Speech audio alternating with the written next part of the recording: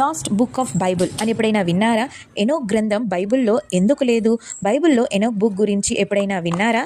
బైబిల్లో దాదాపు 66 పుస్తకాలు ఉన్నా ఈ ఎనోక్ బుక్ ఎందుకు మిస్ అయిందో తెలుసా?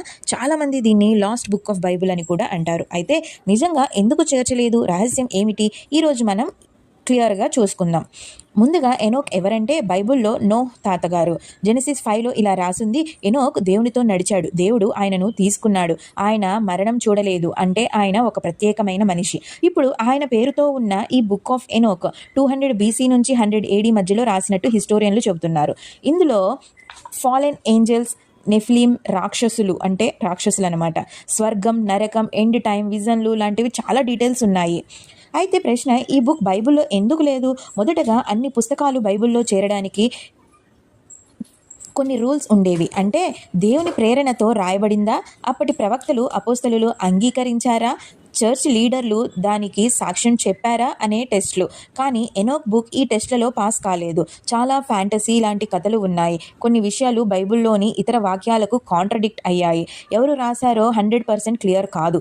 అయితే ఆసక్తికరమైన విషయం ఏమిటంటే జూడ్ 1:14-15లో న్యూ టెస్టమెంట్లో ఎనోక్ బుక్ నుండి ఒక ప్రొఫెసీ కోట్ చేయబడింది.